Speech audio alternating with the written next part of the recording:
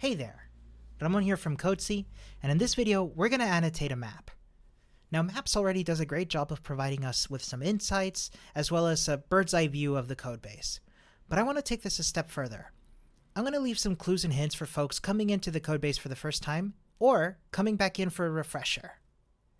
The codebase you see here is for our open source project, the OSS port. Now, folks coming in are going to have an idea of where to go with our map, but I want to make that even easier and make the onboarding a better experience. So this is a Gatsby project, right? Let's annotate this map so that folks coming in who either are getting started with Gatsby or have some experience with Gatsby can get right into it. And we're going to do that by adding a series of labels and annotations to our nodes here. Remember that these nodes represent files and folders. So let's start with this source folder here. That's where folks are probably going to come in first, and you'll see we've got a series of parts here relating to each other. Let's start here and sort of work our way outwards. Let's start with, for example, types.ts.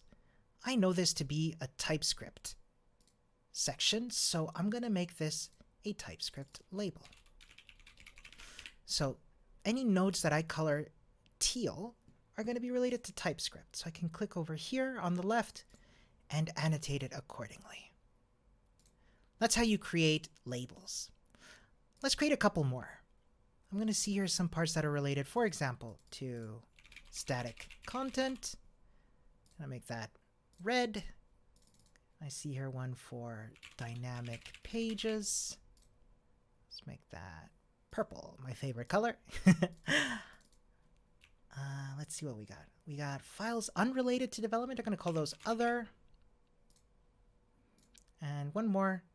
Let's go with static resources for things like fonts and images. Cool. Alrighty. Let's start applying our labels. I'm going to come over here to the left, pick the label applier, and select my label. Let's start with other. I always like starting with other. Sort of eliminates the rest. So let's see. We've got some of our config stuff, JSON. Yeah, let's apply it to a bunch of these, as well as our yarn lock, our git ignore, our environment stuff, tailwind config.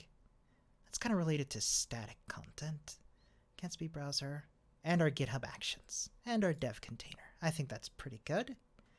Let's leave that for now. Let's apply some more labels. Let's go with static content. I'm going to apply that directly to the pages folder. That's where all the pages with static content are going to go, hence the label. Next up, we've got dynamic pages are going to go in templates. That's where I'm going to apply all the content related to the pages themselves. Then we've got static resources. And as I'm making this, you're probably going to start thinking like, there might be other labels we'll need here. And I absolutely agree. Like that.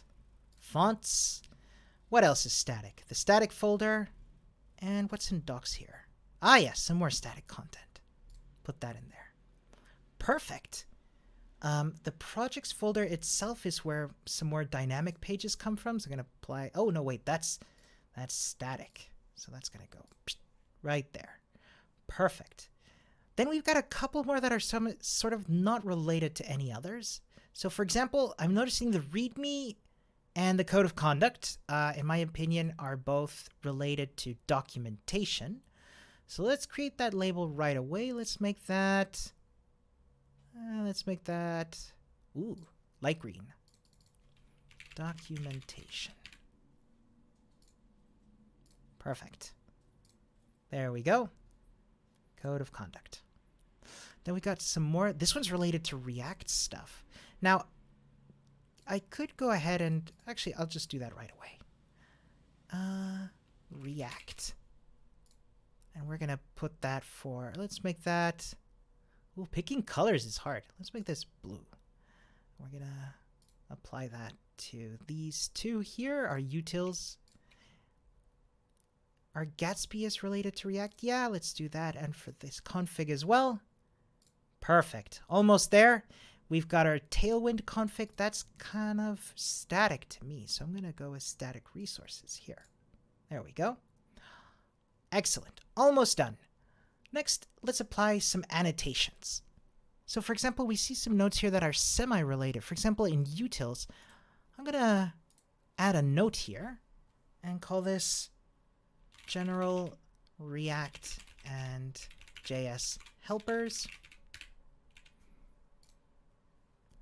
Let's annotate some more of these. For example, our projects.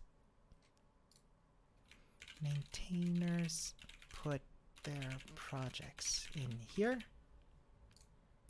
And you can see I'm already starting to add more content that kind of brings this map to life. Once I've done a whole bunch of these, I'm ready to save this. So I can click up here on the save button. And then, because by default it's private, I'm going to click on share and make that public. This will allow anybody, given that this is an open source project, anybody with a link can go ahead and take a look at this map. So that's map annotations. Hope this is helpful. Can't wait to see what maps you make. Thanks for watching.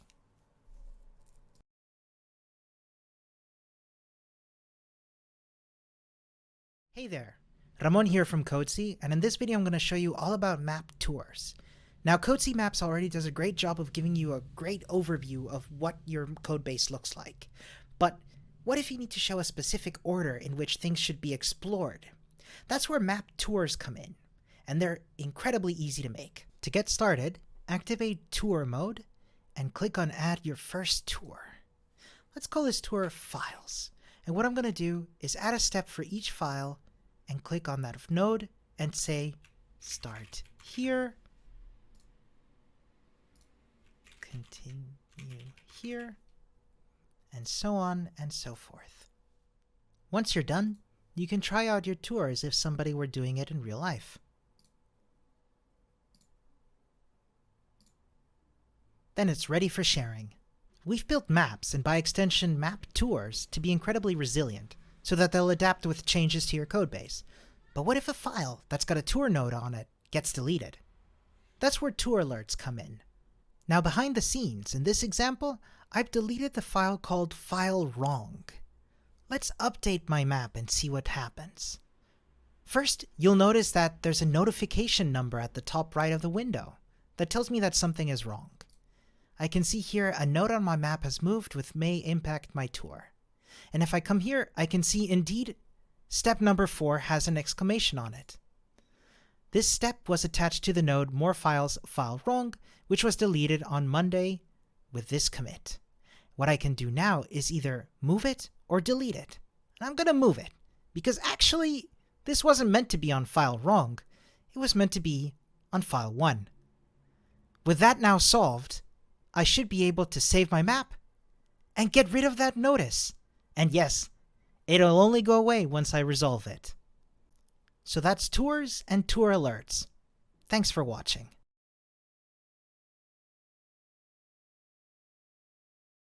Hey there, Ramon here from Codesee, and I'm going to show you one of the awesome features in maps. So, insights are automatically generated on the fly for your codebase when you create your map, so that you can get an instant glance at what's going on. So, not only that, but these get updated every time you commit to your main branch. Let me show you it in action. What you see here is the map for our open source project, the OSS port. More on that in one of our many other videos. So what I see here is a carefully labeled map that gives me an idea of what's going on with this codebase. But let's say I want to get some automatic insights from that. Now you'll find those options for insights at the bottom left of the window, with more to come in the future. The first is engineering hotspots. So I'm just going to toggle this right away, and you're going to see the colors instantly change. Now what's going on here is that the more activity is going on in a file or a node or a folder, the more commits are taking place lately in that file or folder or node. So what you see here, for example, is this template file has over 22 commits, whereas let's say the docs folder has fewer commits. Last commit 18 days ago, we can see here on the right hand side. So let's look at the latest activity. Just got to toggle that, and now the map's going to automatically update to show which one was updated more recently. So for example, again, the template was updated quite recently, whereas let's see, this Gatsby browser.js, it's been a while. Lastly, we've got creation date. We can use this to update the map to show us relatively how long ago each of the nodes was created. So for example, the template was created last month, whereas some of these projects we see here, let me just scroll down, were created in the last week, or even in the last 24 hours. So that's just some of the stuff we've got here going on for insights, but more to come, and we'd love to hear from you. So come to codesee.io and sign up for our beta. Thanks for watching.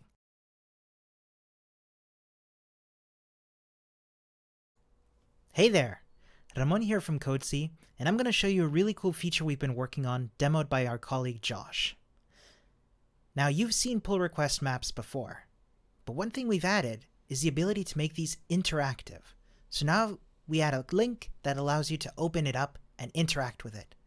Not only can you take a look at which nodes have changed, but you can also double click on one to get a detailed diff. We think this is going to be really handy to keep all of your reviewing in one place.